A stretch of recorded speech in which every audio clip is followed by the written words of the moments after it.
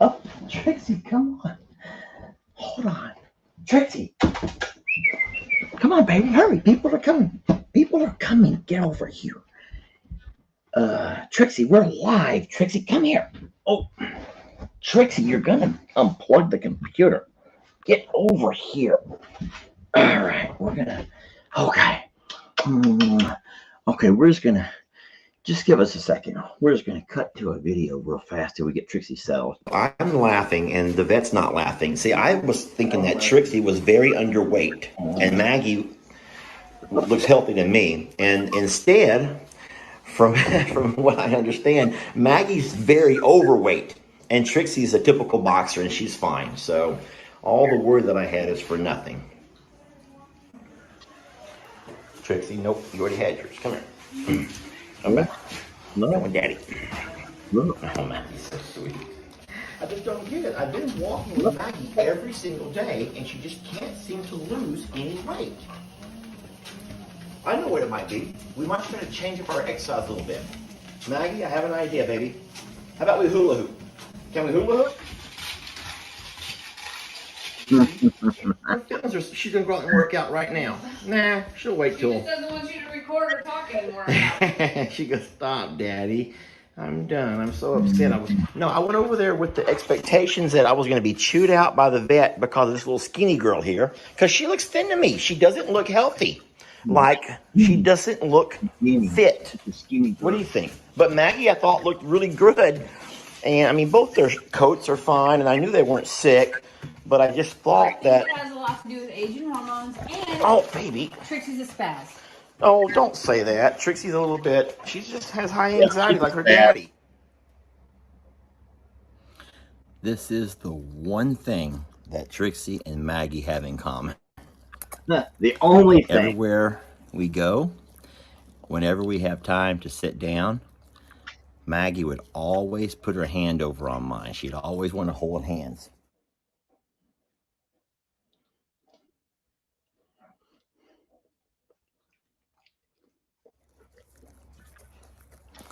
That reminds me how you see a sweet couple sitting in church and the wife always has her hand on her husband's arm.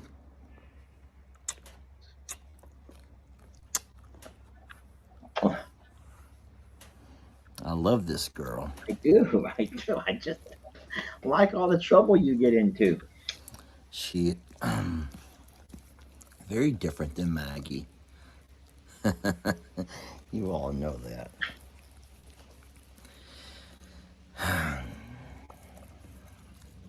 We're going to talk a lot about her today. Yes, we are. We are going to talk a lot about Trixie today. Guys, with no further ado, I would like to introduce you all to our beloved Trixie. Oh, you've seen her so many times. You've seen her chasing chickens. You've seen her killing turkeys. You've seen her biting the tires on the side-by-side. You've seen her sucking the exhaust out of the back of of any motorized vehicle. You've seen her run under vehicles, and I'll tell you what, she lives a very rough life. But we love her dearly. She's not Maggie, but there are some things that she and Maggie have very much in common. And today I thought I would just kind of like let her hang out with me here in the live shack. Yes, we're at Longhorn Lester's. This is Trixie's very first trip to Longhorn Lester's. We've God, it sounds horrible. We have tried to leave her where we know she's safe. Trixie doesn't call. She doesn't come when you call. I would say for every bad habit that your dog can have, Trixie has all of them. And I don't know how that is. And please, y'all, stop all that nonsense about licking you in the face is nasty and that's going to get you sick. Guys, I've never gotten sick in my life from a dog kissing me in the face. As a matter of fact, I will lick her right back. Not going to do it right now. But we do. I let my dogs kiss on me, and I love them. And I've never known anyone who got sick from their dogs licking and kissing them. You want to get down? She was standing on her hind legs, and it has to be uncomfortable. But I have Trixie here with me at Longhorn Lester's, and I thought I would bring a video with Trixie and talk a little bit about that. Jamie brought her over yesterday, Thursday. So on Thursday afternoons, I normally take, well, I've been this all of this year picking up Lex from school. And Jamie has let us the last couple of times use her points to stay in a hotel room so we don't have to drive so far with my shoulder. And that's been really neat. The problem is it's put a lot of work over on Jamie, though. Jamie has to do a whole lot. You want to come up with me? You want to come up? You can come up if you want to over here. Jamie's had to do a whole lot of work, not on the floor. You got to come into the chair. Jamie's had to do a whole lot of work with feeding up over here at Longhorn Lester's. And so last night she says, maybe I should take Trixie with me. And I'm thinking, Argo, Millie and Fiona, goats. There's no feathered babies here, and I didn't fear her getting in with the ostriches. But anyway, Jamie brought her up, and they slept here, and there she is behind me. Look, they slept here in the camper. You want to come up? Come on, over here. They slept in the camper last night.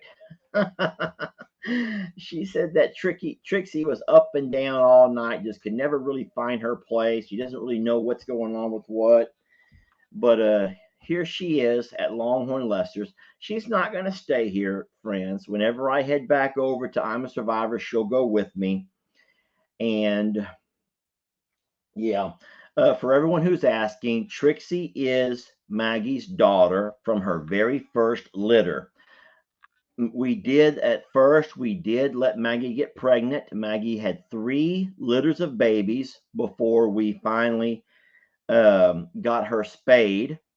And I actually, for as many folks who are going to be screaming and hollering, you're a puppy mill, you're a puppy mill, I can't stand the puppy mills, I will tell you right now that I was able to use the monies that I was able to sell those purebred boxers, registered boxers, to help rebuild at that point, rebuild my home and my farm. So also, guys, don't get it twisted. Dogs, purebred dogs, for the most part, good purebred dogs are not the ones that end up running the roads as strays.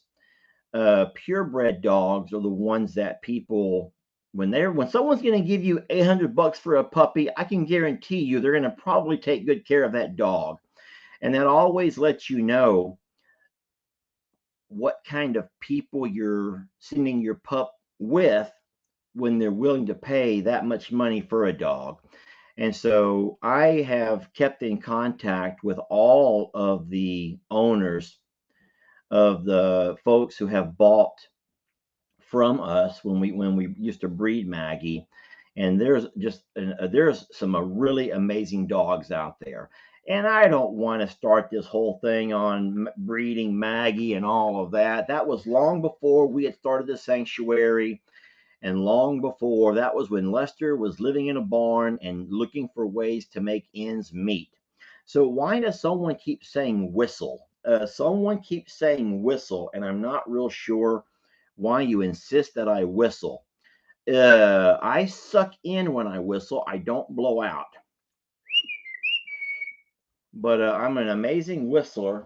It's not doing anything for Trixie. She's already found her a place to lay down there, and she's conked out. This live shack is more than what she's used to.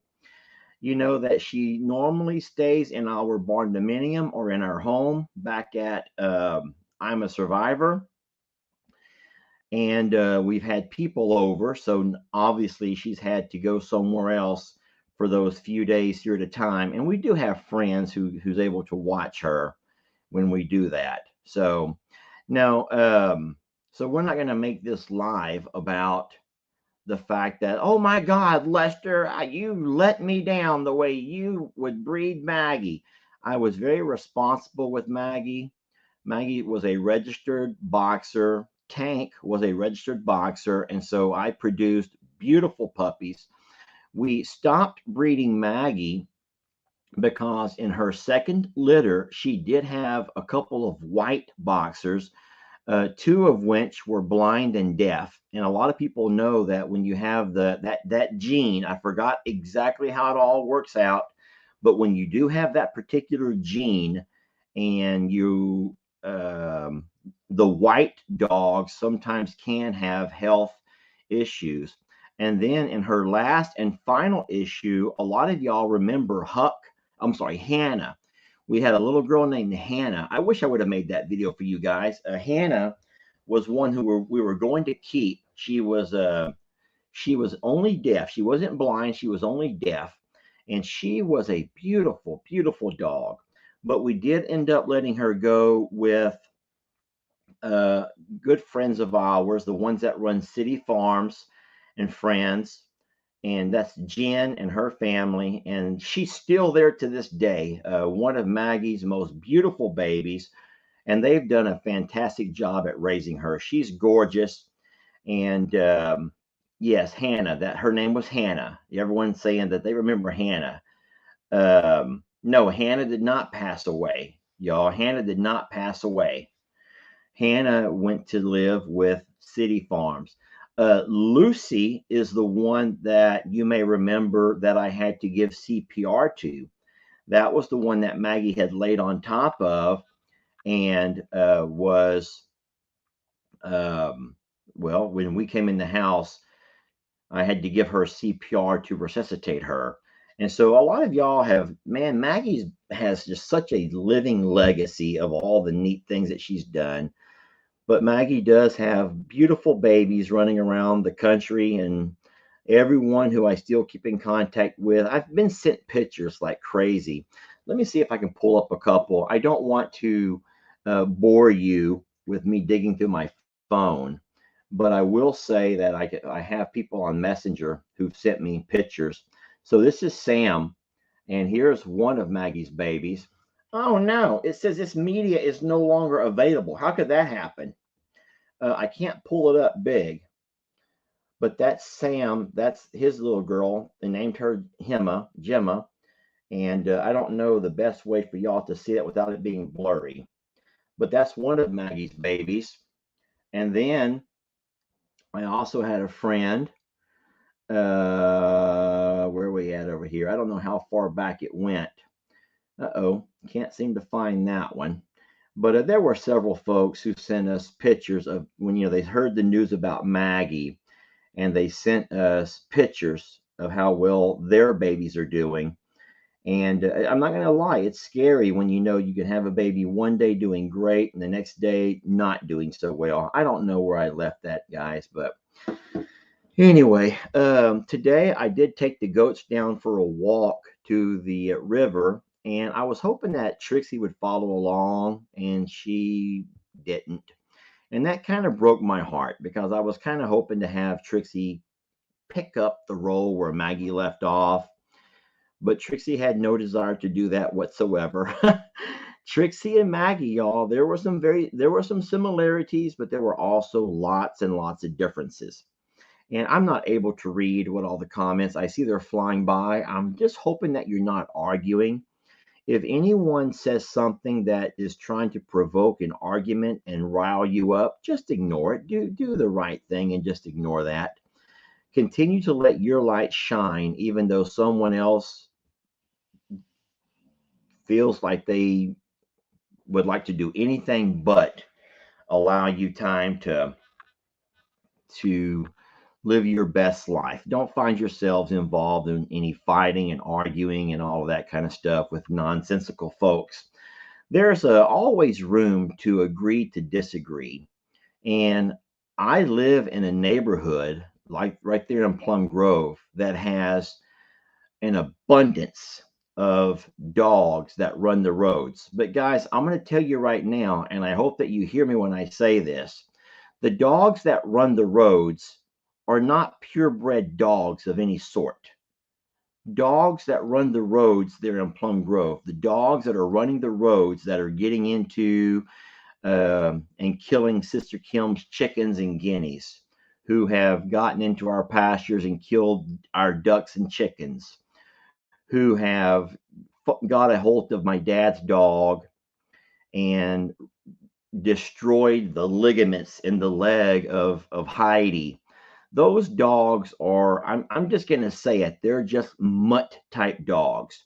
And I'm sorry to say that because I've owned dogs that were not purebred, but as an owner, you kind of can shape the way that you want your dog's life to go, no matter if it's purebred or not.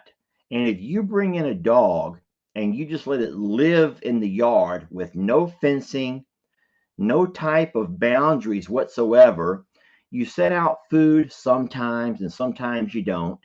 You have that dog that's either it's not spayed or neutered.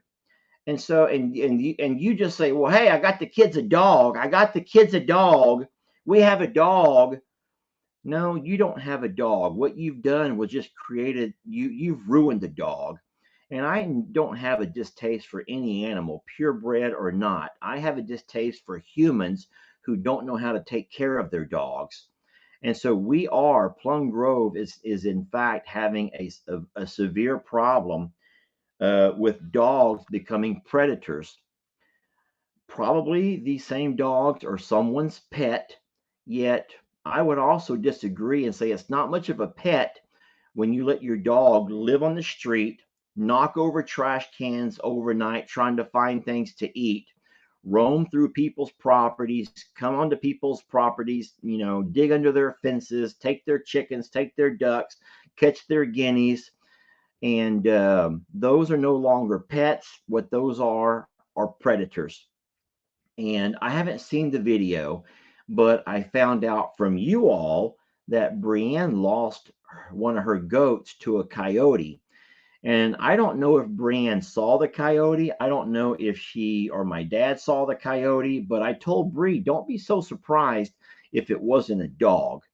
And so I don't know exactly. And I'm not reading your comments. Don't try to explain to me or tell everyone else all the vast knowledge that you've acquired from Brienne's video. But we do have lots and lots of dogs. This morning I was with LE and we were driving home from dropping Lex off at school.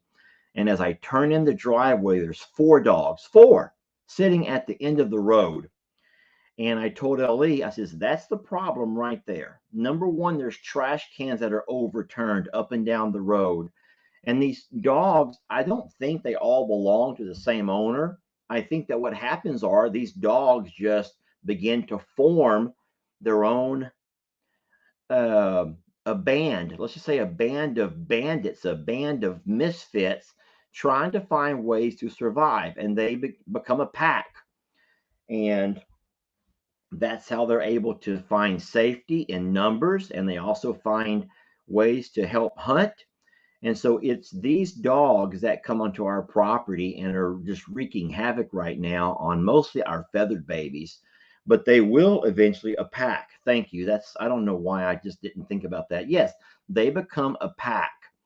And guys, I believe that we've gotten to the point now where we are about to take matters into our own hands.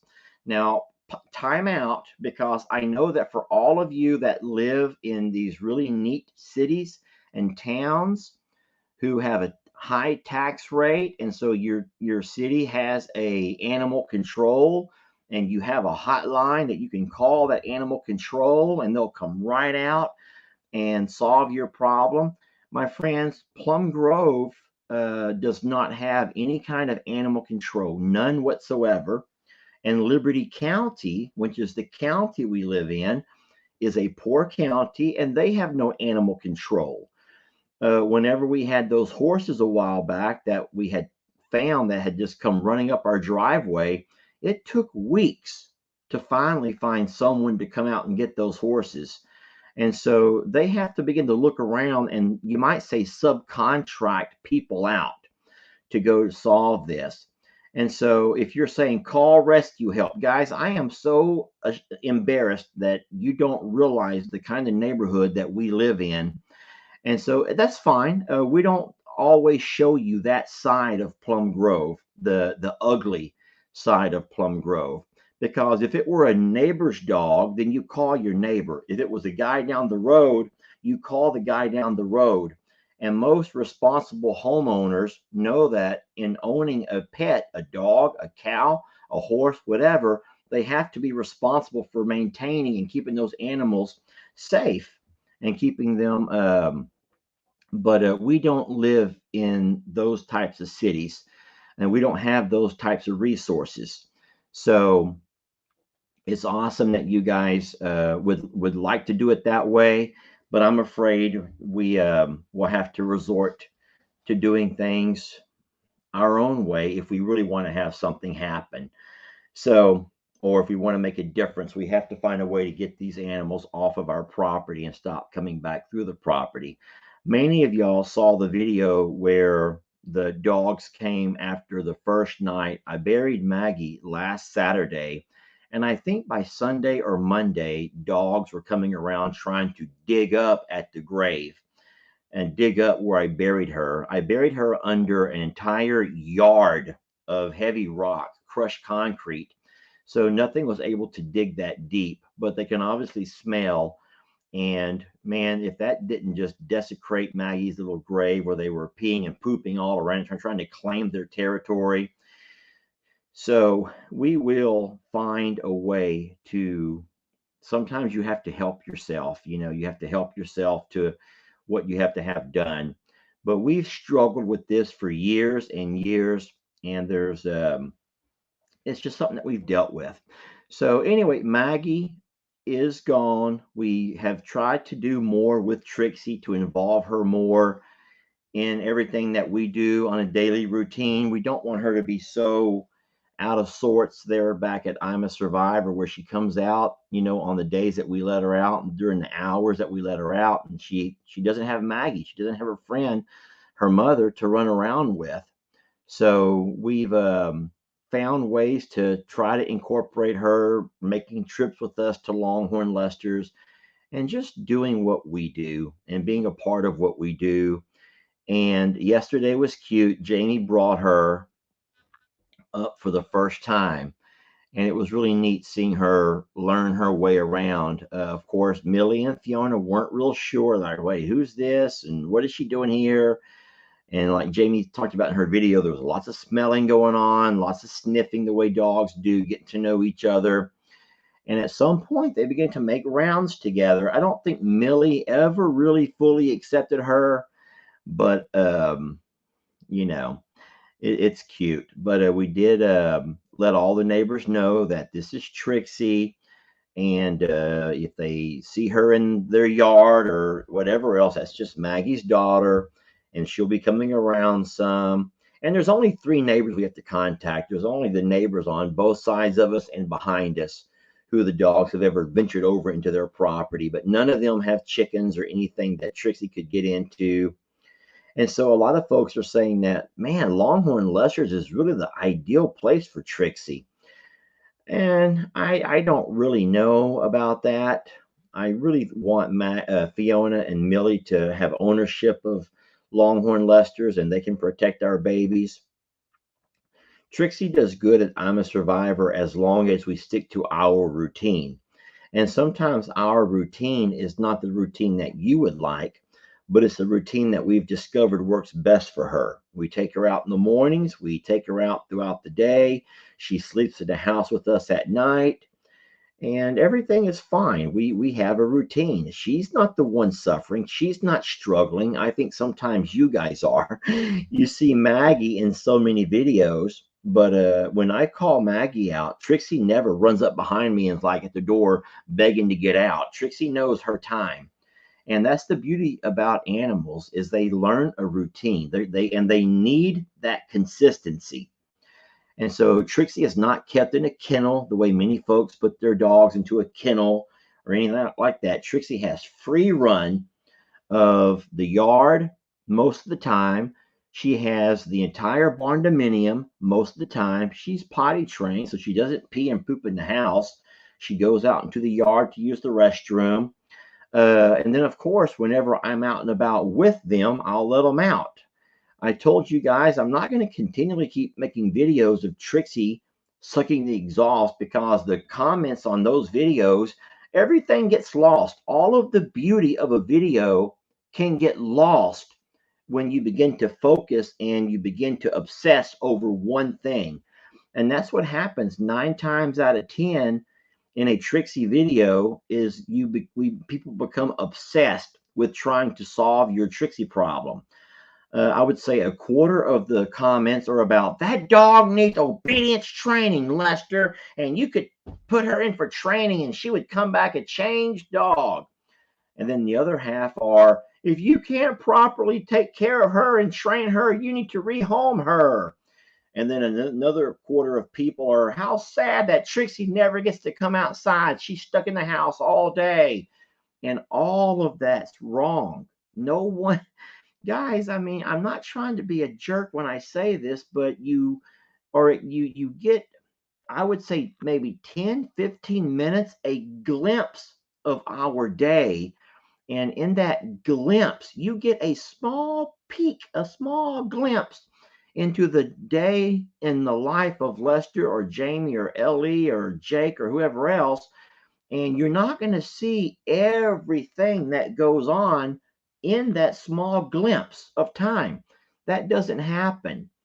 And so ultimately, we love our animals. We love every one of them, and we do what's best for them. And I don't think that there's a person who's ever been anything a part of this page, who knows this page, who can honestly say that we don't do what's in the best interest of our babies. Man, let me talk about Tilly, because I don't know if y'all saw this or not.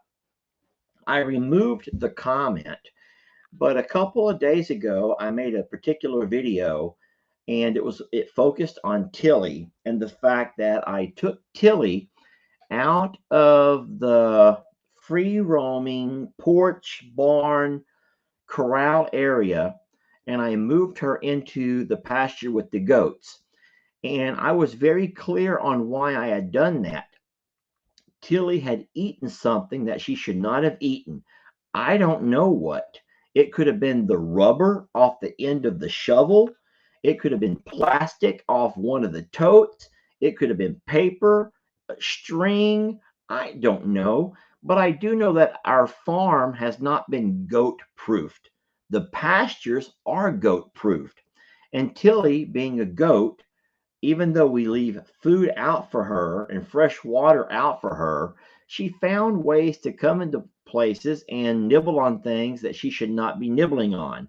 The rug, she was tearing up and shredding the rug there on the porch, chewing up on plastic. I even made the video showing where she chewed all of the rubber off the end of one of the handles on something. And she had gotten herself the scours. That means that it's like a goat diarrhea. And it was so bad that she had the scours for a couple of days. And I knew that there's no way I can leave Tilly out and about to eat whatever she wants and keep her safe internally. We also have dogs that roam the property at night. We see them on the cameras. The chickens, luckily, will roost up high. The peafowl, the turkeys go up high. Tilly has nowhere to go except the front porch. And so I didn't feel safe that Tilly was out and about with these dogs that are roaming the property. So I did the best thing for Tilly's well-being, and I put her inside with the goats. In fact, making her live a goat's life. And there was a fella who I would say he spent 10 or 15 minutes of his day writing an essay, an editorial in the comments of that particular video, letting us know that if there's no way we can offer Tilly a better life, a life that she deserves, her best life, then we need to up and rehome her to somewhere that will. And I didn't take time to reply to the comment. I read every word. I screenshotted it and sent it to everyone who I could find to get a good laugh out of. Because how dare anybody take a small glimpse of a video and begin to critique and tear you apart for not giving an animal. Oh my God, someone said it. I got to copy this. I got to copy this. Oh, the 10 percenters. Where's that at? You remembered that. You remembered that. Where's it at? Here you go. Oh, Dave Epstein. Dave must watch videos because I talked about the 10 percenters yesterday. And this is also something that I didn't make up this word. My boss, I worked for my boss for 27 years. I worked for the same lady for all of these years. And my boss always talked about the 10 percenters. And she never named names, but she would talk about the 90% of the teachers in this school, or 90% of the students in this campus, or 90% of the parents in this community. And she would just talk about all of the amazing things that when all of these things come together, how powerful and how great our school, our district, our community, our student body can be. But I don't know where she got the numbers from, but she talked about the 10 percenters. She says that those 10 percenters, they can make more noise. They can cause more disruptions. They can cause more chaos. Those, those 10 percenters, y'all, are the ones who you just shake your head at. They're always going to be one in every crowd. I guess what that means is you take a classroom of 10 kids, you're going to have 10% who's going to always be the one to bring the class down, who's going to always try to find a way to be a thorn in the teacher's side. And so she used to always joke about the 10 percenters. And she said, don't be a 10 percenter. She goes, obviously, there's ways we can agree to disagree, and we're not always going to agree on the same thing. She says, but don't be that 10 percenter. And so I guess I was upset one day earlier this week, and there were people who were getting on to us for the fact that I gave CPR incorrectly to Maggie. Oh my gosh. Maggie was the best dog I'd ever had. And me and my dad, and even Ellie and Jamie, guys, we've all had to try to administer CPR to different animals around the farm. Sometimes we're successful and sometimes we're not. And I'm going to tell you something, and this is going to be a little bit morbid. And so if you don't want to listen, then I would advise you now to go ahead and log out of the comments and just go ahead and take your exit and go find something else to do with your day.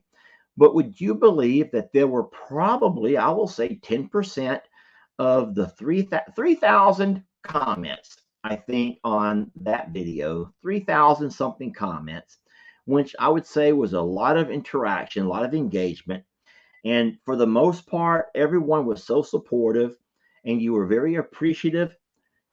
You were appreciative. You were thankful that we showed you the snippets of the video that we showed you. You wanted closure. You wanted the good, the bad, and the ugly. You want to know that that whatever goes on at I'm a Survivor or Longhorn Lester's, it's not going to always be pretty.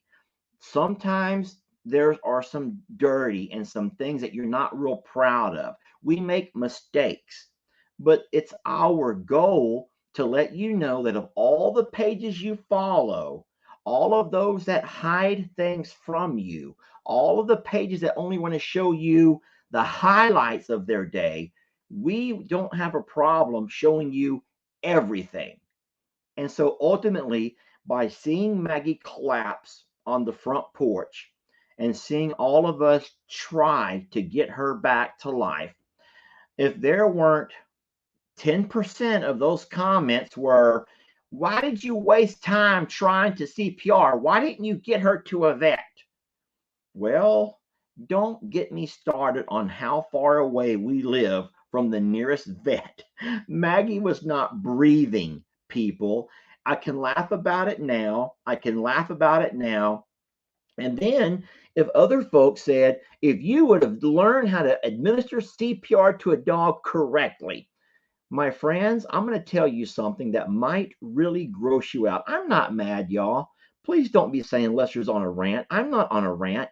I'm just telling you my perspective on that particular day. Let me show you something if I can. Trixie, hey, come here. Come here. I want to give you something.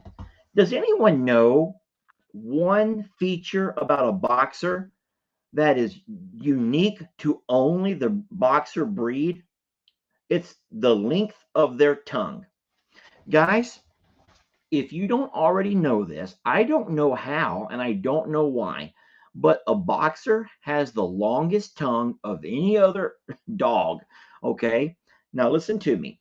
And I'm trying to be respectful to Maggie, and I'm trying not to be crude and vulgar or morbid in what I'm about to tell you. But when Maggie had lost her consciousness, and that means she'd lost the control of her muscles. My friends, listen, Maggie's tongue came this far out of her mouth. I'm not trying to make this up, and I'm not trying to be funny, and I'm not trying to joke, but when I put my mouth over the entire, it's not a snout, but an entire this part of the dog, I know how to give dog CPR. I know how to give animal CPR. And every animal's different. And so what you do with the dog is you put their entire nose and mouth into your mouth. And that's how you administer the breath. Listen to what I'm about to tell you. As I administered my breath, there was the muzzle. Thank you, the muzzle. Guys, there was so much of her tongue that it ended up pushing her tongue down her throat. My breath trying to go down her airway ended up pushing her relaxed tongue down her throat. So then after I gave the breath and I felt her tongue go down her throat, then the four of us who were working together had to clear her airway. We had to reach in and pull her tongue back out of her throat. Now, friends, I'm not trying to gross you out. I mean, if you want to know that, I'm just telling you what's happening. And so I tried it a second time. This time I tried to move the tongue and try to fit my mouth around it. And it wasn't possible. It wasn't possible. Her tongue was going down her own throat. And so in essence, there was no way to clear her airway because her own tongue was getting in the way. Now, maybe you've been specially trained and you know all kinds of, I've never been to classes like this. I'm just a man that takes care of animals. And I will say that we have CPR'd successfully baby goats who were born breached. And we have success story after success story after success story of successful resuscitation of a number of animals. But with Maggie, I was unable to get her back. There. I was unable to bring her back. And the fact of the difficulty of the tongue is one thing that I never experienced ever with any of the animals that I've worked on. I've never had to experience that. And so I didn't show the entire video, but would you believe that at some point we had to get a straw? We found the longest straw that we had for one of Jamie's cups. And we ran the straw down her airway and we closed her mouth around it. And so I was literally trying to give breath through the straw. Now it was a big straw. It was, the kind that you have in the big guzzlers, those big long straws. Guys, this is all happening in a matter of minutes. Lots of pressure. You're watching your beloved dog pass right before your eyes. You're trying to get her to feel a pulse and a heartbeat, and you're trying to find. And so we tried the best that we could. But if I tell you what, if those 10%ers didn't jump down our throats about the fact that we administered CPR incorrectly, everyone knows you put your mouth over the muzzle, Lester. And I'm thinking, kiss off. Kiss off. I said probably worse than that. I read every comment. Y'all know that. And I know, I don't know what you're saying right now, but you're probably saying, oh, Lester, just avoid the negative Nellies. Lester, just avoid the Karens. Lester, don't worry about those kind of folks. I'm not worried about it, guys. I tell you what, I've been doing what I do for a lot longer than you've known me, and I'll continue to do what I do long after Facebook and YouTube has moved on. And I will remember that if I ever have a dog, an adult dog like a boxer who has such a long tongue, I don't know why their tongue is so long, but I will say kiss off. I'm just going to say kiss off 10 percenters because we don't need you here. You're not going to make or break this page, you 10 percenters. The 10 percenters are not those that support the page or even show love in the comments. The 10 percenters are the same 10 percenters that go around to every Morrow Hill, every farm channel you can find, and all you want to do is tear them apart and tell them how horrible they are and how much greater you would have been had you been there. And I say, piss off. That's horrible. That's horrible that I say that. I should need to find a way to just stop it. But no, 10 percenters is I don't know the exact number. It might be 11%, y'all. It might be 5%. I just joke because I tell you what I did not do. I did not go and take all 3,800 comments and count to see exactly how many people were telling me that I'm doing CPR wrong. I didn't do that, but I read that a number of times. And what you didn't see is what I chose not to let you see, the fact that I could not fit Maggie's muzzle into my mouth because when I would blow, her tongue, because there was so much, it would push it into her throat, which ended up blocking the airway, which I was not getting any breath down into her at all. I would I sit there and I ask myself if we could go back and redo that, what I would have done differently, and I don't know. So one thing I would not have done differently is snatched her up, ran to the truck, and began to drive because it was Saturday afternoon, well after our vet's office was closed. Jamie did get her phone. She did contact our vet, trying to find out who was on call. And so it all happened so darn fast. And I just pray that you, especially you 10 percenters, never find yourself in a situation that, and if you do, let's just hope that you don't put it on video because you may not be able to handle when 10 percenters come at you the way we can just kind of laugh it off. But that's funny. Dave, thank you for remembering that. I saw a lot of people talk about it over here in the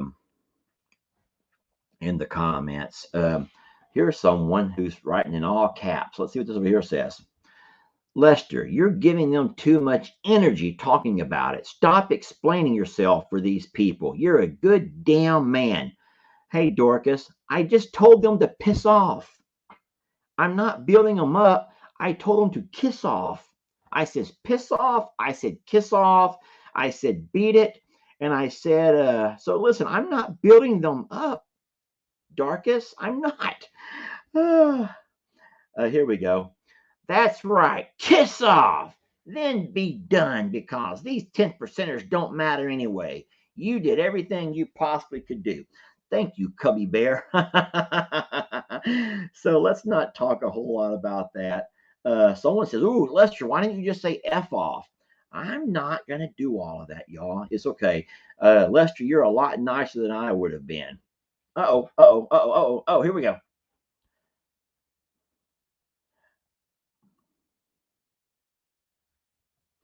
Yeah, that's kind of true. I'm trying to find yeah, I will say that right there. This is the funniest thing. It kind of makes you wonder just how many of those 10 percenters actually have their own animals that they love even half as much as y'all do, Lester. Now, I don't know about that. I don't know about that. Maybe they do. I do know that when you break down our analytics, I do know that it goes in thirds. Let me go ahead and hide all that. Let me just hide those comments. I do know that they say that our farm channels are normally broken down in thirds. I don't know who did this survey. I don't know if it was an actual survey done, but this is something that's heavily talked about amongst the farm channels, and that your farm channels are broke down into thirds. Okay. So a third of you guys are folks who live the exact same lifestyle as we do. You might be a little bit smaller scale. And so you maybe hope to, you like to watch the channel because it gives you ideas for what we do. And so you might can learn to incorporate some of these things on your farms. So that's a third of you folks. I would be real curious to find out who's who. Hold on. Can we do a poll? Can we do a poll? Hey, watch what I'm going to do. I'm going to ask a question. So I'm going to say one.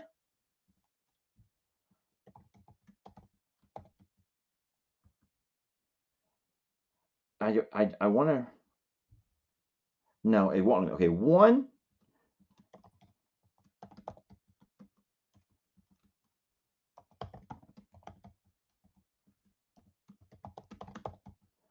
Okay, here, I'm going to put this up, guys, and I would love to see your comments. So let me find it. Okay. So here we go. So in the comments, let me talk about this first. Don't say anything yet. Don't say anything yet. Don't comment anything yet. But I would like to know who you are. I would like to know who you are. So as far as 1, 2, or 3. So we'll say number ones are folks who used to be what we are now. You used to have a farm, have some property. You used to take care of animals. You used to do similar to what we're doing now. Maybe not exactly with the rescue, the sanctuary, but you used to be involved in farming. Maybe you farmed with your uncle, with your grandfather, but you have direct ties to what we do. Maybe from a childhood, maybe from a former marriage, maybe you've just gotten too old and you let that lifestyle go. But all of the ones would be people who used to live this lifestyle. And then number two are people who do this right now. You actually have this lifestyle. This is your lifestyle. You do what we do. Maybe not exactly with ostriches or longhorns, but you are a farmer. You're a gardener. You actually get out with animals on a daily basis and you farm or ranch or garden or homestead. And then number threes would be people that never had this lifestyle, but man, you aspire to. Someday, Lester, I aspire to do what you guys are doing. One day I want to find myself on a small piece of property to take care of animals or take care of plants or have me an orchard, like Jamie. So what I'm doing over here is I'm reading through the comments and I'm coming so you can see what I see. I think for the most part that, oh wait, someone put there's a 4. Wait, where was that 4? I saw a 4. Hold on. I want to find that. Did I forget something? Where was that 4? Oh, I missed it. It went by. Oh, wait, hold on. 4. I love living through people like you. Okay, so maybe 4 would be people that they don't aspire to do this. They've never done it, but they just like watching it. I didn't think about that, y'all, but that could actually be a category of its own. 4 could be people who, hold on, there was something else about a 4. Look at all the 4s. There's a lot more 4s than what I realized. 1 and 3. Okay, so Lexi says, I used to care for horses and ponies.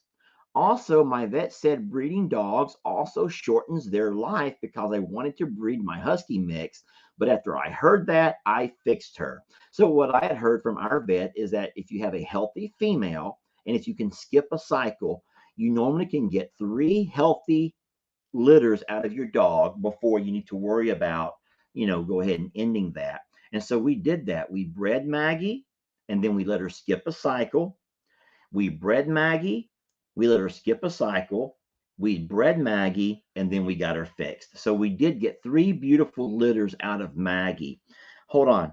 Number 5. 5. I want to be, but will never have the chance to. And that kind of goes along with you aspire, Paula. You aspire. And who's to say you'll never have a chance to? There's a lot more 4s pop up on here than what I realized. 4. None of the above. None of the above, Lester. None of the above. So that was interesting. Where did I see that at? Come here. Come back. Oh my goodness gracious. They're going so fast. I'm a 4. I have a 10-year-old Maltese, but I love to watch and learn from what y'all do. All right, so I will have to rework my 1, 2, or 3, and I'll start letting everyone know. Oh, here we go. 4. I'm a doctor from India who tried to give CPR to my beloved rescued GSD,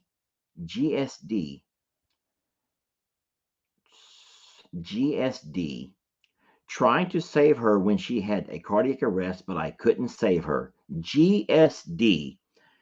What do y'all think a GSD means? Great Dane? Great something Dane? German Shepherd Dog? German Shepherd Dog? German Shepherd Dog. Okay, so a German Shepherd. Oh, okay. A lot of you guys are saying German Shepherds. Okay, well, there you go. There you go. So I did not know. But no, we have we're blessed to have you guys, the 1s, the 2s, the 3s, and the 4s. And if you are somebody who used to have this lifestyle and then you've let it go, and then and I totally understand that, guys. You know, you have seasons of change, and in your lives, this is fun and this is entertaining, and this is hard work. And I will say that I hope to God that I will always have something to keep me entertained in animals, and possibly even joining Jamie in the garden and the orchard. But when I begin to slow down, I think that I will continue to watch channels that are active in this kind of stuff, just to help me reminisce, just to remember.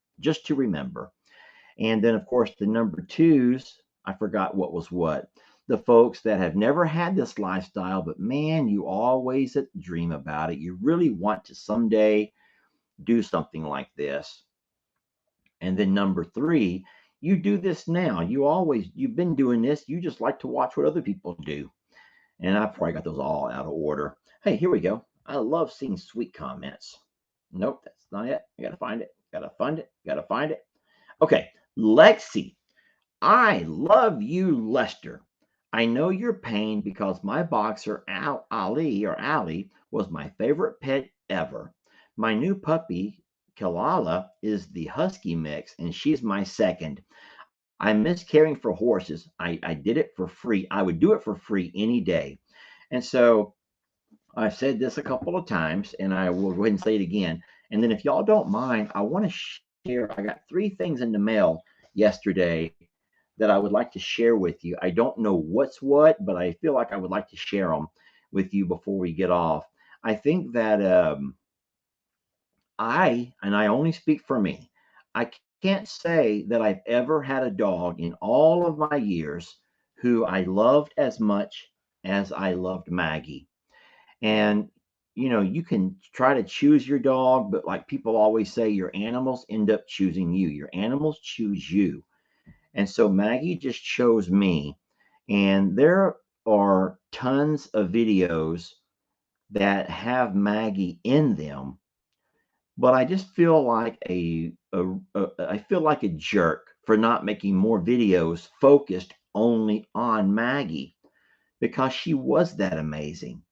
And it was touching to see the 100,000+ people who reacted to the announcement of us losing Maggie. Guys, 100,000 people, that's the size of a city. 100,000 is the size of a city.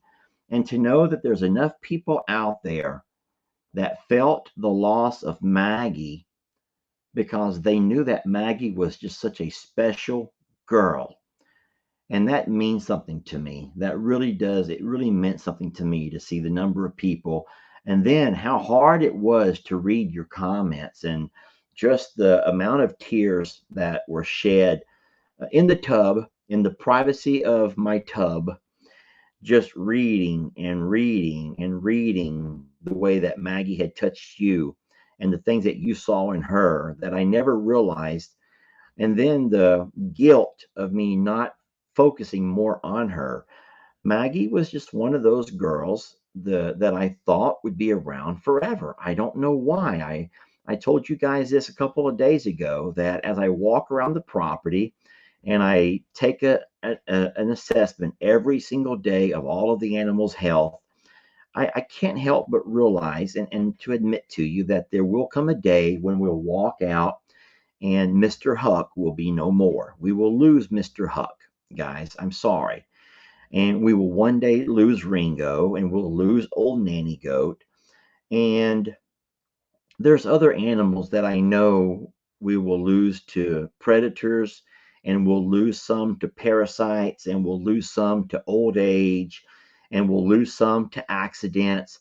You know, one of the Golden Girls that got run over with the tractor. I will not say any names of who did that, but that was one of those things that was just very unexpected. You know, we take the tractor into the barns and we take the tractors around the property and we take the tractors with hay to drop off. And most animals know that you just, when you see the tractor, you get out of the way. Sometimes they'll jump on the back of the tractor just because they're goats and they're playful. And most of us are very aware of what's around us. And to lose one of the Golden Girls that way by an accident was just heartbreaking and sudden. And of course, we lost another Golden Girl from being sick. She was just sick. We had the rumen transfer and we had all kinds of things that we had tried, but you just don't, you lose them. And of course, many of your animals come to you already at the end of their days where they have already experienced the best that life has to offer. And a lot of folks want to move them around and, surrender them to a sanctuary. In essence, just let them go somewhere else to die. Let them go somewhere else to die. And then let's not forget that Tilly, even though she's living with the goats and she's living a goat's life that may be a little bit hard for her to adjust to, please don't forget where she came from. She spent 4 years inside of a room in a mobile home, a small room inside of a mobile home. And guys, I don't know exactly what you would consider an animal's best life. And I'm not making fun of the sweet lady who gave us Tilly, but she sent pictures and videos of Tilly before we went to get her. And even though we call that a surrender, that was very much a rescue because that little girl was a goat who lived in a room of a home, who never got to see the outdoors, who ate scraps off the table. And this lady, while she was able to, would pick up and clean up the messes that Tilly would make. But once she had her spine surgery, she was and she became wheelchair bound. She knew at that point she could no longer care for Tilly. And so it was her dream. I want to say this again. It was her dream to see Tilly one day become friends with Pebbles. Well, ends up that Tilly has become better friends with old Nanny Goat, but it was never her desire to see Tilly live in our home or her desire to see Tilly live in our barn or the shop or just free roaming around the porch. So that's just something that you'll have to get over. Tilly is living her best life. And like I can say, I will say this about every one of our animals. There's not one of our animals out of the over 100 animals that we take care of that is not living a better life now than they were before we got them. And that goes from Carl to Carl's ladies to our Longhorns to our dogs to our cats, you name it. No matter what the animal, they're all living their very best lives. Somebody are going to say, wait a minute, Lester, them peafowl over at Cog Hill were doing pretty good. Well, you don't know what I know about those peafowl and how good they're doing right now. That will be in a future discussion because it's funny. But those peafowl that we got from Jason and Mary Carl and Brooke are doing amazing. We don't know if they're male or female yet, but they're doing really good. Don't y'all leave quite yet. Let me open up these letters and see what we got here. Some of the letters that we've received have still been about my shoulder and, kind of like get well soon. Okay, so this over here is about the Indian spirit. And so I will just say that I'm going to skip this letter for right now. I will read this a little bit later. But what she's doing is sharing her experiences. She's sharing her experiences with strange things that have happened on her property. She goes through and tells me at least 3 different events that happened on her property. And so I would love to read this because everyone knows that we also feel like there's this Dana says, hey, Lester, wait a minute. How about category number 4, folks who are unable to have animals like you guys do? Not folks that used to, not folks that want to, not folks that do, but how about folks that are unable to have animals like y'all do? That's something I haven't thought about. So, yes, that would be another category. So, thank you, Mary Lou, and I will take time to read that. But I don't want to lose the focus right now on our sweet Maggie and Tilly. Guys, look, Tilly, Trixie. Look at that girl, Trixie. Trixie, people want to talk to you. Can you show some love? Oh my gosh, she is so exhausted. Can y'all believe that girl? She's just so darn exhausted. There's a lot of people saying I'm a number 4, another 4. Okay, so this over here would be a get well card. This is about my shoulder. And guys, I will say my shoulder is feeling so much better. There were some things that I was trying not to do, some things that I had to do. I am going to say that with Team 2, they were so good in the fact that they were very aware of the fact that I had a bad shoulder. And besides me having to help move a couple of the materials in, they pretty much did everything on their own without asking for a lot of help. Now, I did sort of re-injure myself in the whole Maggie experience. I'm not going to feel sorry for Lester. It's not a feel sorry for me. But Maggie weighed 100 pounds. You guys know Maggie was a 100-pound dog. And by me picking up Maggie off the porch and moving her to the side-by-side, and from the side-by-side moving her over into the cemetery, by me taking that shovel and digging those holes, that hole had to be pretty deep. And of course, LE did the rock. LE brought the rock, but I had to re-shovel the rock and re-rake the rock.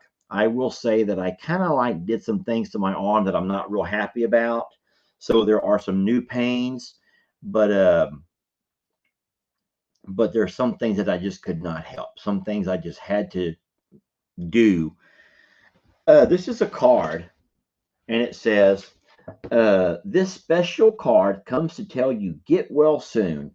And inside this card is another card that says, I hope you're back to your old self in no time. And inside this card is a tiny but heartfelt hug. And then she has some writing, beautiful handwriting. Lester, I hope this brings a smile to your face. I know that being on injured reserve is no fun. Take care. Please let Jake do the heavy lifting. I know that you have plans for the memorial garden, so if so, um, something with you. I say let the master carpenter, Jake, work his magic. You're always in my thoughts and prayers. Okay, so Ashley, I think that's, or is that Abby? Where's that card? Oh boy, that's Abigail. This is from Abigail. Abigail, do you remember a little while ago in this live where I talked about you see a small snippet of our lives? You get to only see a small snippet of our day. You see a small snippet of our of we have days like yours that are 24 hours long, and you only get to see a small snippet of that. Don't forget that you only see a small snippet of the foreman life as well, Jake as the foreman. And I'm going to say this, and this is with no disrespect to Jake, but Jake will not lay a hand on the memorial garden. There, I look Jake right in the eye. Jake, do not lay a hand on anything that has to do with our memorial garden. Jake is not as skilled a carpenter as what he has. Let me just say this. We all, on social media, we all can be whoever we want to be. It's true. On social media, we can all be whoever we want to be. You can put any profile picture. You can write any biography about yourself. You can pick and choose what you want people to see, and you can leave out everything else. But if you really believe that Jake is a master carpenter and Jake does heavy lifting, then I'm sorry to say that Jake has really pulled one over on you. Okay, here we go. Here we go. This is where we all start fighting about Jake. This is where we all start fighting about Jake. Guys, Jake is my nephew and I love him, and Jake helps me a lot around the sanctuary. And I would not be able to do all that we do without having Jake's help. Jake is great at some things, but Jake ain't going to lay a hand on my memorial garden. Those are my babies, and they're going to get we ain't doing that with Jake, y'all. I'm trying to see if anyone's going to come to Jake's defense here. I'm really seeing if anyone's going to come to Jake's defense because used to, now we have lost 500 people since I began talking about Jake. So I'm guessing those 500 people have jumped over and say, Jake, Lester's talking mess about you again. Jake, Lester's talking mess. But here we go. Here we go. Poor Jake. Oh, Lester, where's it at? Oh, Lester, poor Jake. He's young, and we all are specialty.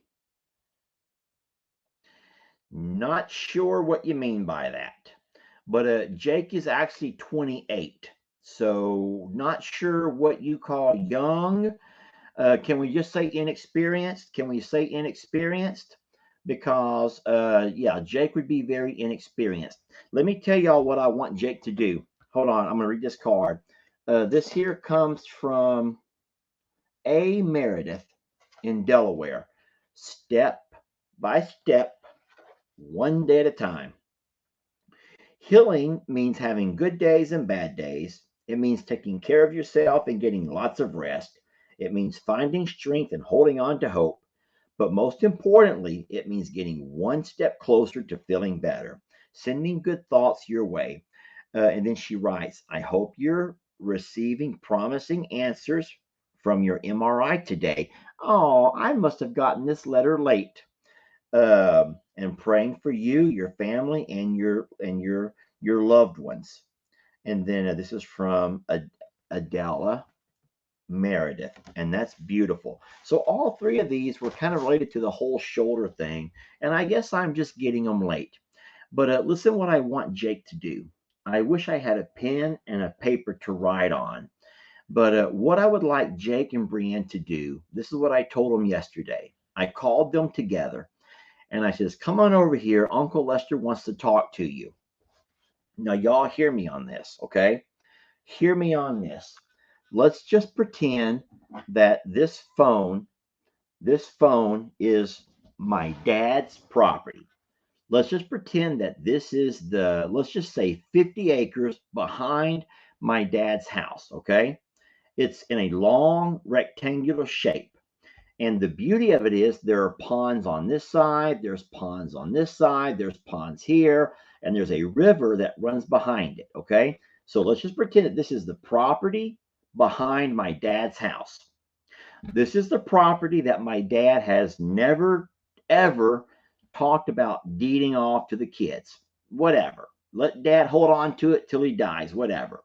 But just because dad doesn't want to deed off the property doesn't mean that Jake and Brienne should not do this. Listen, I want Jake and Brienne to go out to that property and tag team a fence right down the middle.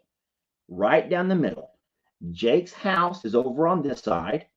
Brienne's house will be over on this side. They already have their homes, okay? So you have Jake's property, not property, but Jake's very own farm, complete with fencing, ponds, pasture, and there's woods. Over on this side would be Brienne's. Brienne has complete with pastures, ponds, there's woods, and they both have share that same river. I would love it if Jake and Brienne would go out there and together create a fence line, decide on a fence line going down the center of that property, and then each of them creating their very own farms. Create their very own farms. Right now, Jake and Brienne come over to I'm a Survivor and they get a lot of their content from the animals over at I'm a Survivor. And that's great. I love the fact that Jake and Brienne can come over, do a feed up, chase an animal around here or there, chase the cornholio, and that's cute. But listen, Jake and Brienne are in their 20s, but one day they'll be in their 30s, and then they'll be in their 40s and their 50s. And I told them each, I says, listen to me, because you guys are making your living off of social media, you're not paying in Social Security. You don't have benefits. You don't have a 401k. You guys make money each month, not a lot of money. Their pages are not that big, but they make enough money to stop blowing on stupid stuff and realize that you're getting older and it might be time to start doing what I did when I was their age. I went down, and even though my dad never deeded off any property, I went ahead and decided that I want to start working and developing this part of the property. So at the age of 28, I went over and I fenced in a yard, which is the exact same yard that I have today. I planted all of those trees that you see around my yard. Those were hand planted by this guy. Every tree hand planted by me. I fenced it in. I planted some trees and I began to master plan that being my yard. I also built the barn, which is where I lived after the hurricane flood. And so you all know that these kind of things take time and they take planning. And so, yes, I think that Jake and Brienne, at the age that they are now, while they're still young and they're still passionate, y'all, they have passion. Jake and Bree have energy and passion for things. This would give them content, number one. And I know for a fact that the folks that follow Jake and Brienne would love to see them create something on their own. On their own. And now I know what you're going to say. That would be foolish. What if Pawpaw never gives them that land? Y'all, my dad will eventually either deed off the land or die, and my mom will.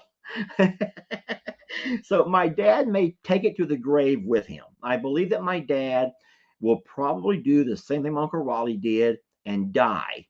And so someone said it's better to give to your children while your hands are warm instead of when your hands are already cold. But hey, if my dad and Uncle Raleigh choose not to, it is what it is.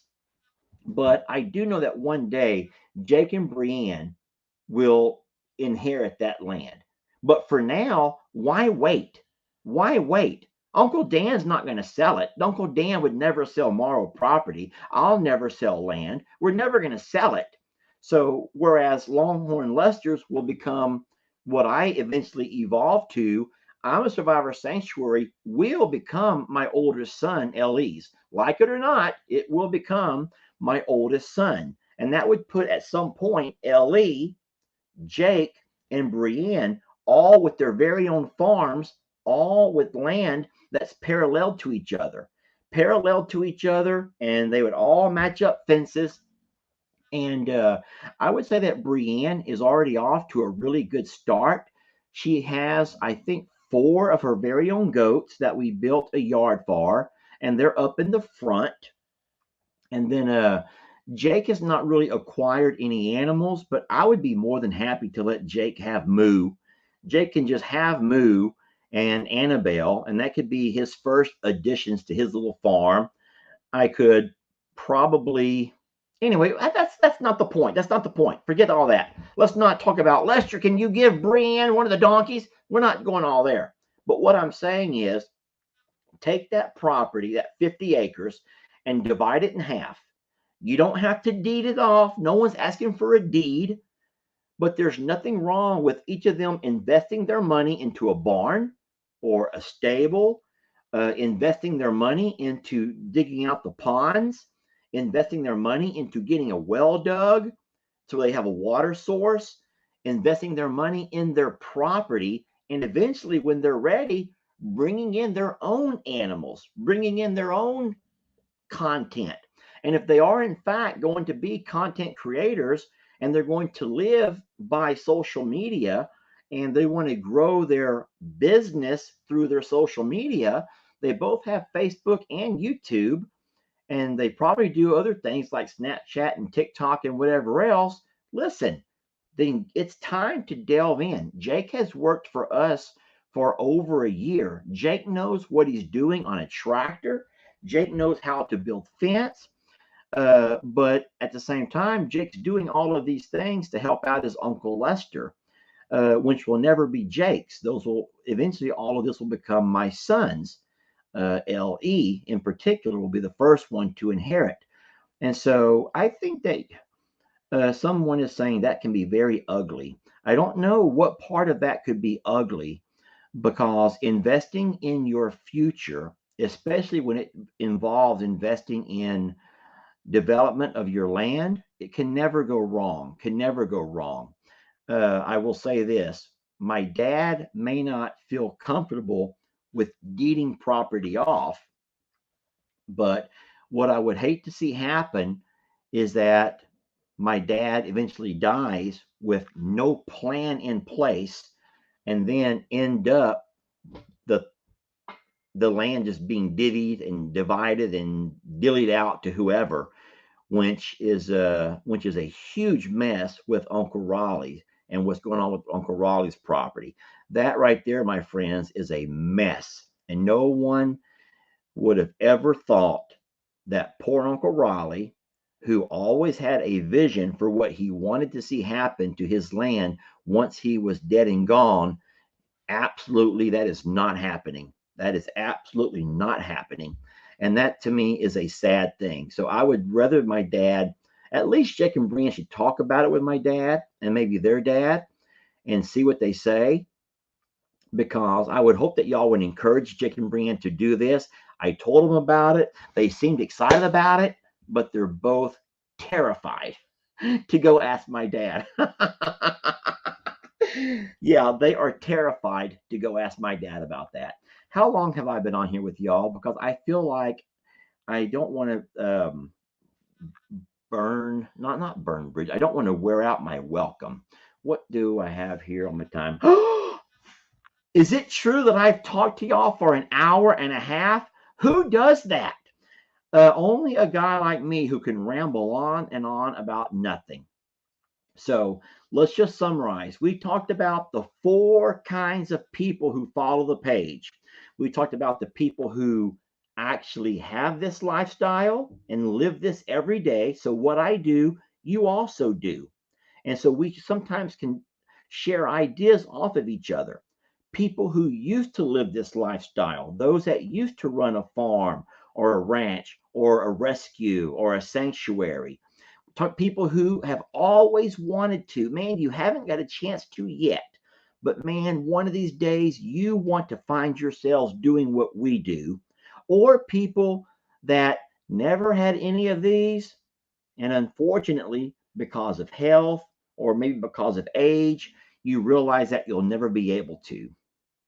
And so you just kind of watch and get a love of animals because you never had a chance to, maybe. So we talked about that. We laughed about those 10 percenters, those people that invest and waste all of their energy in trying to be mean and just loving to be mean. They love to fight and argue. They can just sit there and type and man, they're oh boy, this is going to be good. This is going to get Lester's heat boiling. Boy, his blood's going to boil now. And we've laughed about that a little bit. We've talked about Trixie and the fact that she's not Maggie, but she is a good girl. Trixie! Trixie! I love you. Can you come give me a kiss? Nope. She is definitely not a Maggie. She's not a Maggie, but I do love her. We've talked about her spending some time here at Longhorn Lester's and is trying to find ways to make her not feel the loss of Maggie as much as what we do. And if we can kind of ease her into life without her mom, that would be fine. We talked a little bit about the day of the actual attempted CPR and the difficulties of giving Maggie CPR when her tongue had relaxed, and it ended up being one of the main reasons why we could not successfully give her CPR. And then we also talked about Jake and Brienne and the fact that I really hope that they start to realize that they're not getting any younger while they are young and strong and healthy and passionate. Start investing in their futures. Start investing in their futures. And I think that y'all would love to see that come along. I gave them a challenge. I said, take my drone and fly over the property and save that drone footage. And then every month, like on the first of the month or whatever, take the drone and fly it over where we can see both of y'all's properties side by side.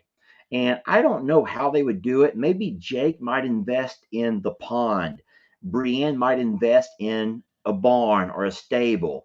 Jake might invest in cross fencing. Brienne might invest in, I don't know, a goat playground. I don't know. But each of them can take time and invest their monies that they're making from their YouTube into their properties. And in a year's time, let's see how far they've come. Give their properties a name. Whereas I'm a Survivor Sanctuary, and over here we are Longhorn Lester's. Give your property a name. Give it a name. And not Shirtless Jake's Homestead. Please don't be Shirtless Jake's Homestead. I says, Jake, if you're going to be Shirtless Jake Homestead, son, you're going to have to beef up a little bit. If you're going to be Shirtless Jake, then you need to walk around with some big old pecs, some huge bulging chest, a ripped six-pack. You can't have girl boobs walking around. I'm Shirtless Jake. How y'all doing? With little flabby arms. You can't do that. So you have to think about the name of your property and then make that become your brand. And people, that means you all, would be able to see that from the beginning as it grows. The same way you've been around to watch I'm a Survivor evolve and develop, the same way you've watched Longhorn Lester's evolve and develop to what it is. I know that y'all would love to watch Jake and Brienne do that. And they need to, because there's a lot of farm channels that are doing that. And Jake and Brienne are still dilly-dallying around over at I'm a Survivor. Don't get me wrong, we appreciate the help, but that's not setting up their future. That's not helping them set up their future. And they have to do that at some point. And I also want to add one last thing because I saw a lot of people say it a little bit earlier. You're like, LE never helps. LE, that is a darn flat out lie. Do you know that LE came over yesterday and worked with me? As a matter of fact, LE was over this morning working with me. LE doesn't always document what he's doing when he helps his dad. He just does it because that's what a son does. LE is very consumed with things going on in his life. LE has his school, he has his fiance. They're trying to maintain a relationship, living together, and all of those things are, takes time. LE also has a passion of football coaching, the coaching of football. So in a way, he interns his time now coaching flag football teams, learning a lot about his future and what his future is going to look like in pursuing his passion. And so that is what LE does. And I could not be more proud of LE. He is the flip-flop farmer, and LE comes by and helps me every chance he gets. And when he's not at the house, he's texting or calling, asking what he can do. Where can he go? What property do I need him at? So don't be a 10%er and just try to ride on LE because you don't see him in enough videos. You see Jake in videos because he gets paid to be in videos and he gets content off of the videos. You see Brienne in videos because she gets paid to help out around the farm and she gets content from the farm. You may not see LE in as many videos because LE will make videos of anything and everything.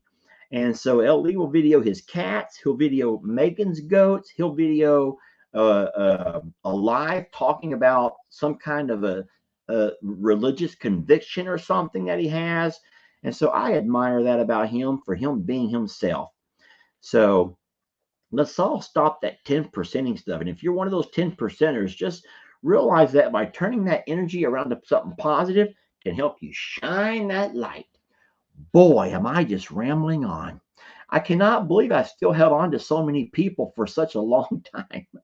LE is a great man, y'all. He's a great young man, and he has so many qualities about him that I wish I had even a fraction of. I wish I did. So, guys, I'm going to go ahead and let you all go for the day. But I want to thank you for joining me. Thank you for loving Trixie. Trixie, baby, can you please come over here just for a second? Baby, you're not that tired. That is something that Maggie would have never done. Maggie would have come over and kissed and licked all over me, y'all. Anyway, yeah, some of y'all in the comments are rude as hell, but hey, that's the internet for you.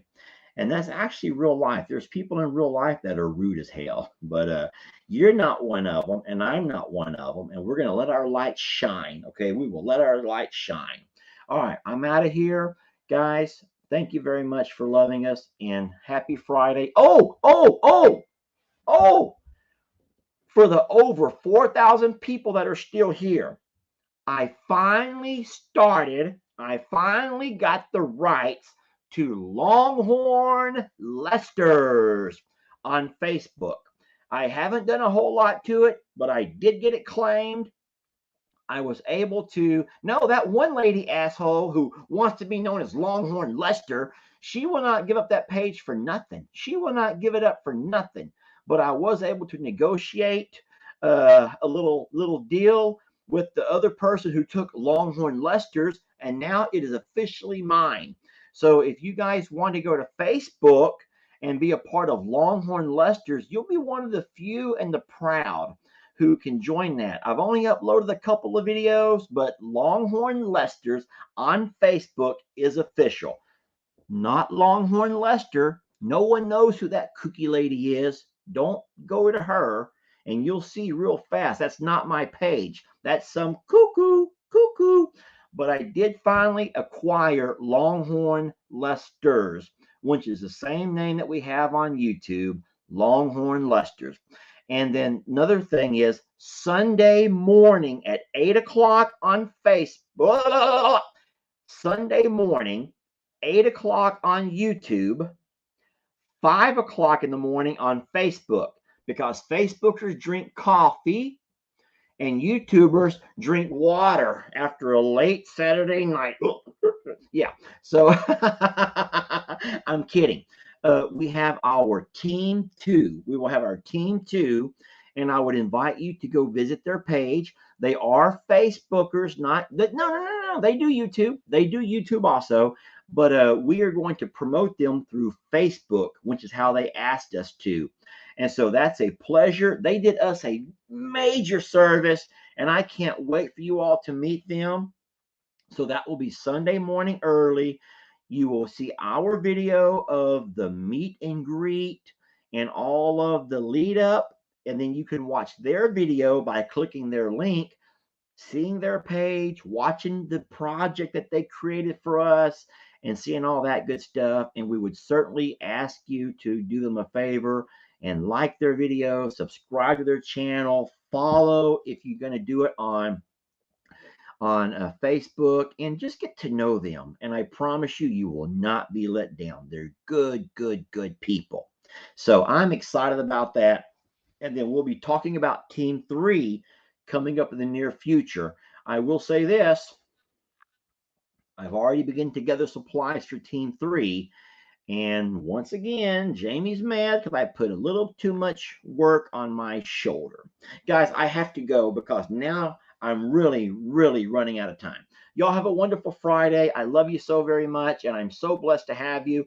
And God has been good to me. He's blessed me, and there's no greater blessing than my children, my family, and that includes you.